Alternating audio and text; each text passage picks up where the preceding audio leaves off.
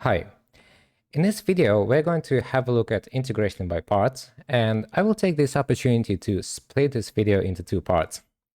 So in the first part, I will show you where the formula for integration by parts come from, and then we'll talk about when to use this technique, integration by parts.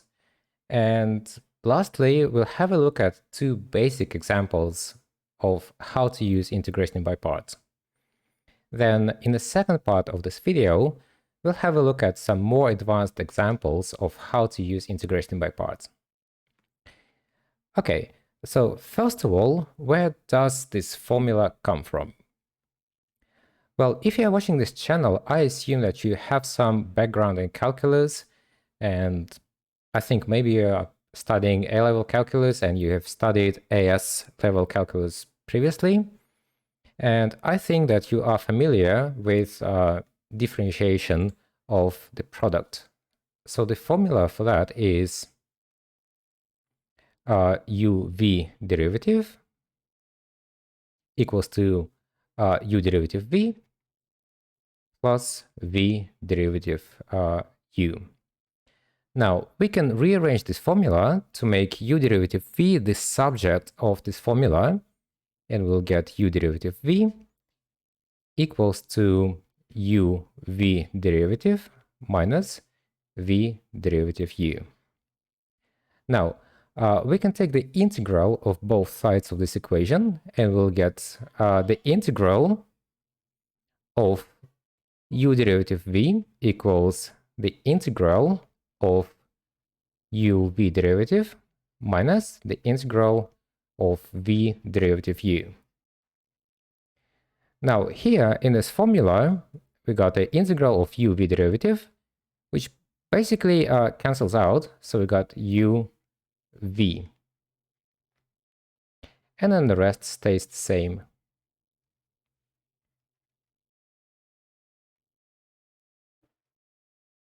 And that's the basic formula for integration by parts. Now, in order to memorize this formula, you can just think of, okay, so we have the product and we got two functions. One of them is u derivative and the second one is v. So the integral of that equals to u times v, so basically no derivatives at all, minus the integral, and then I will just have to switch the derivative. So instead of having u derivative v, I have v derivative u. Okay, now the second part is, when do we actually use integration by parts? Now, as always, when it comes to integration, that's a little bit tricky. And there's no 100% rule for anything, but at least there are a couple of hints. So the first of all, obviously, just by looking at this formula, you can see that we must have a product, right? So the two functions are multiplied. We have a u derivative multiplied by v. So whenever you have a product, chances are that maybe integration by parts can be used. And the second rule is also quite important. So the two functions should be of a different type. And I'm going to show you what I mean by that. So first of all, when not to use integration by parts. A good example could be, let's say, x squared times 5x cubed, let's say, plus 4x dx. Now, just have a look at this product. So the first function, x squared, is a polynomial. And so is the second function. So we don't really have two functions of a different type. Yeah, so in that case, it's easier just to expand the brackets and have the integral of 5x to the power of 5 plus 4x to the power of 3 dx. So it's not really the best case for using integration by parts. Okay, another example of where not to use integration by parts is, let's say we have an integral of e to the power of x times e to the power of whatever, let's say 5x plus 2 dx. We can see that both of the functions are actually exponential. So in that case, instead of using integration by parts, we could just combine them into into the integral of e to the power of 6x plus 2 dx, and that's going to be way much easier to integrate than using the integration by parts technique. Now, when do we actually use this technique is when we have a product of two different types of functions. So for example, we have the integral of, let's say, x times natural log of x dx. Right, so in that case, we have a product. X is multiplied by log x, and the first function is a polynomial. And the second function is logarithmic. So let's say probably a good way is a good example of using integration by parts. Another example would be, let's say, polynomial x to the power of 2 times e to the power of x dx. So again, we have two functions which are multiplied together, and the first function is polynomial, and the second function is exponential. So again, we have two functions multiplied together, and the two functions are of a different type. Again, maybe it's a good chance to use integration by parts. Okay, one more example would be the integral of e to the power of x times, let's say, cosine x dx. Right, so we have, again, the product of two functions. Are they of a different type? Yes, because the first function is exponential, and the first function is trigonometric. That's trig. So again, this is a good chance to use integration by parts.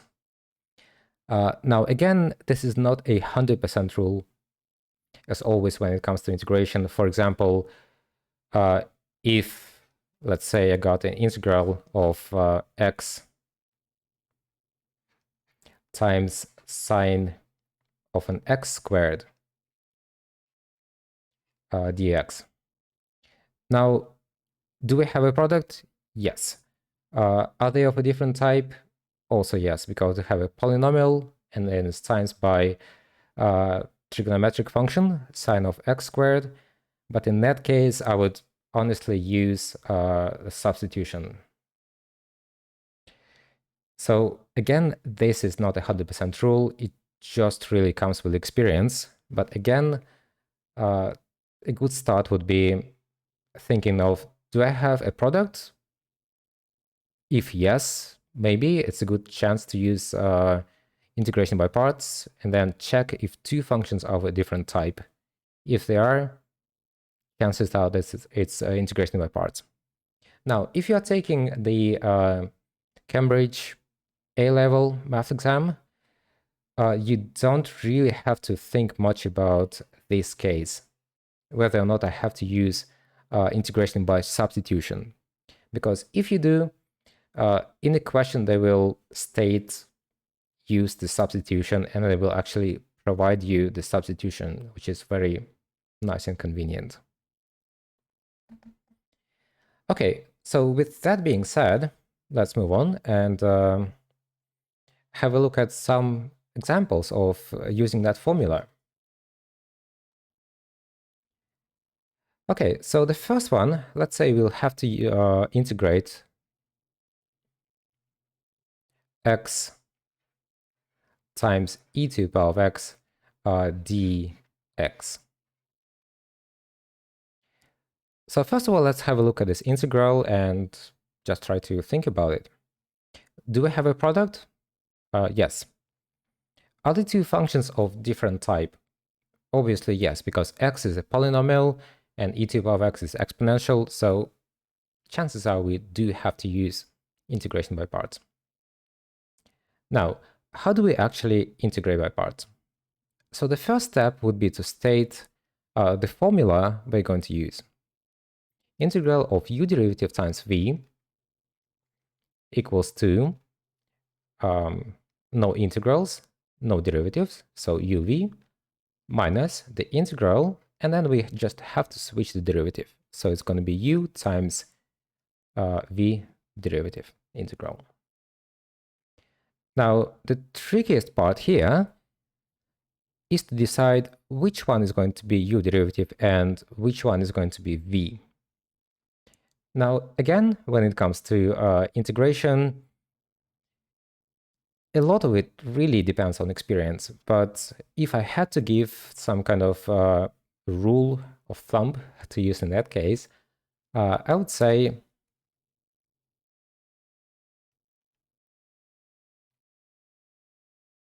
look at the formula.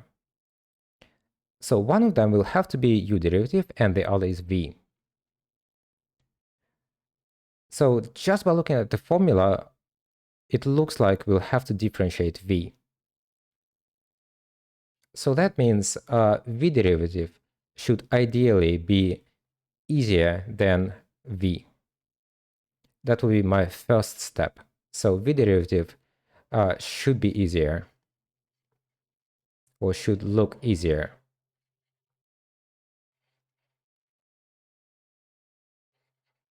than v.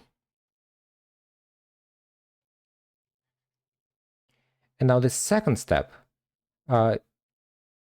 again, just by looking at this formula, you will have to integrate u.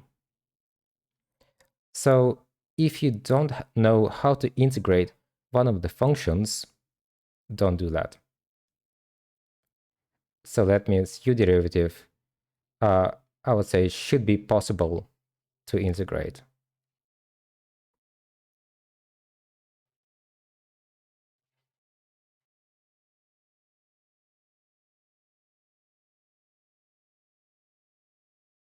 And if you're taking an exam, I would say it should be possible to integrate more or less easily.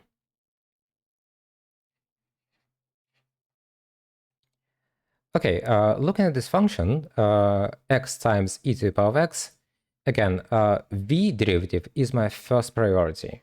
So that is more important. So v derivative should be easier than v. Now, if I try to integrate e to the power of x, if I try to differentiate e to the power of x, I will just get, again, e to the power of x. Is it easier? No, not really. It's the same. And if I try to differentiate x, then the derivative of x is 1, which is definitely easier than x. So I would say v is going to be equal to x, and then u derivative is going to be equal to e to the power of x. Okay, now from here, I will have to get u and v derivative. Now, e to the power of x is a pleasure to integrate or differentiate because it stays the same. So u is going to be equal to e to the power of x, and v derivative, so derivative of x, is equal to 1. Okay, now it's time to substitute this into the formula for integration by parts. So that will be u, which is e to the power of x, times v, which is x. I will put x in front, minus the integral of v derivative, which is 1. I'm not going to write anything, times e to the power of x dx. And now all I have to do is to integrate e to the power of x. So that will be x times e to the power of x minus e to the power of x. And then, of course, don't forget to add the constant c. And we're done with this integral. So it's going to be our first example. And let's have a look at the second example.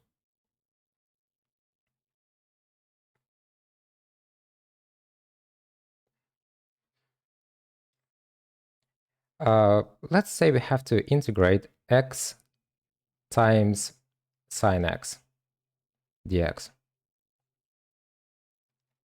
Again, my first step would be to state the formula. The integral of u derivative v equals to no derivatives, no integrals, minus the integral of switching the derivative, u v derivative. Now, next step is to decide which one is going to be u derivative and which one is going to be v. Again, my first step is to decide which one is going to be v. The function which is going to be looking easier when being differentiated. Now, derivative of sine is cosine, which doesn't really look easier than sine. I mean, it's still trigonometric, so, well, sine, cosine, pretty much the same. But if I differentiate x, it's going to be definitely look easier than x. So I will say v equals to x, and I will choose u derivative to be sine x.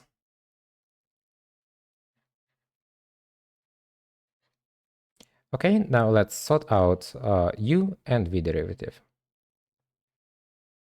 Now the integral of sine to get u is going to be minus cosine x, and derivative of x is 1. And now we are ready to substitute everything into our formula for integration by parts. Okay, so the first term is going to be u times v. V is x, u is minus cosine x.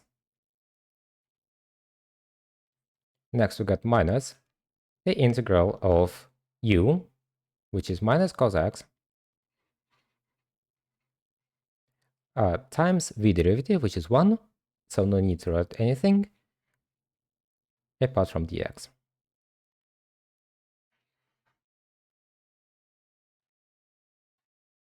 Okay, let's continue. So we've got minus x cosine x,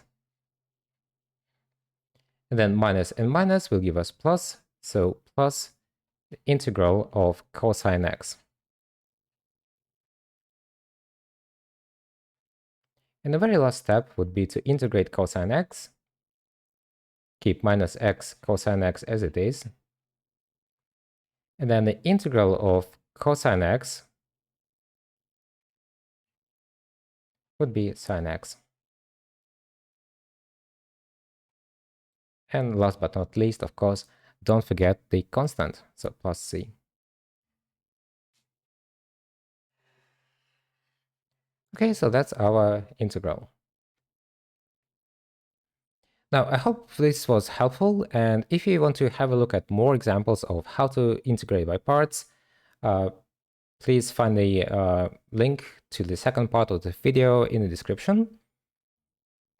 I hope it was helpful. Bye!